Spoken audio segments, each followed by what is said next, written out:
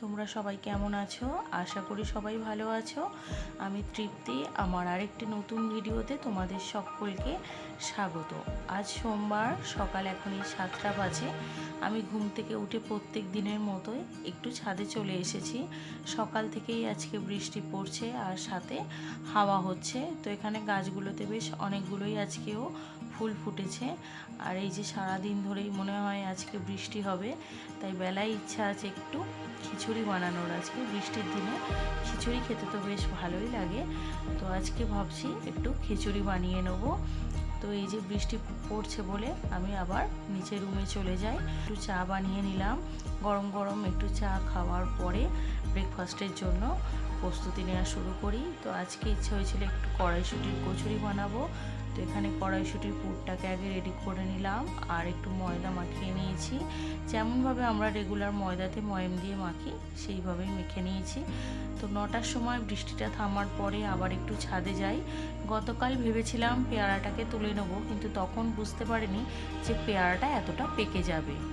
তো সকালবেলায় ছাদে এসেই দেখি যে পেয়ারাটা পেকে গিয়েছে, একটু হলুদ হয়ে গিয়েছে। আর পেয়ারাটা তোলার সময় একটু নরম হয়ে গিয়েছিল বলে এই জায়গাটা একটু ভেঙে যায়। আর পেয়ারাটা দেখতে একটু লম্বা মতো, বারুইপুরের পেয়ারাগুলো যেমন গোল গোল হয় সেরকম নয়, একটু লম্বা মতো। আর পেয়ারাটা বেশ বড় সাইজের হয়েছিল, আর পেয়ারাটা খেতেও হয়েছিল খুব মিষ্টি। আর পেয়ারা গাছের গোড়াতে এখানে একটা আপনা থেকেই একটা লঙ্কার চারা বেরিয়েছিল, এবং সেই লঙ্কা গাছটাতে এখন ভর্তি হয়ে ফুল এসেছে। তো তারপরে আমি নিচে এসে আবার এখানে খাবারের জন্য সব রেডি করে নিই। গরম গরম এই যে কড়াইশুঁটির কচুরিগুলো বানিয়ে নিই।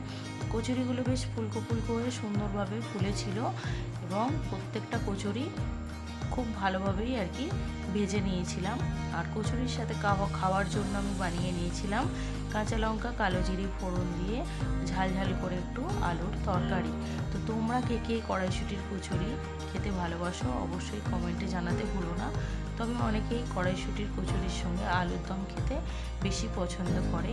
তো আজকে সকাল থেকে এই যে সারাক্ষণ এইরকম বৃষ্টি হওয়ার কারণে আজকে ভেবেছিলাম একটু খিচুড়ি বানাবো। তো এখানে খিচুড়ির জন্য চাল ডাল সমস্ত কিছু আমি গুছিয়ে নিলাম। আজকে একটু পটল ভাজা বানিয়েছিলাম, কুমড়ো ভাজা ও আলু ভাজা করেছিলাম। গোল গোল করে আলু ভাজা খেতে আমার তো ভীষণ ভালো লাগে। তোমরা এরকম বর্ষার দিনে খিচুড়ি খেতে কে কে ভালোবাসো অবশ্যই কমেন্ট করে জানিও।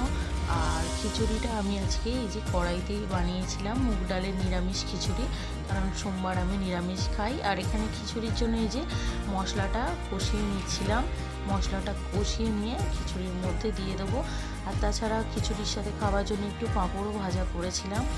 আর আজকে হাজব্যান্ডের ইচ্ছা হয়েছিল একটু পায়েস খাবে, তো তাই জন্য এখানে একটু গোবিন্দভোগ চালের পায়েস বানিয়ে নিয়েছিলাম।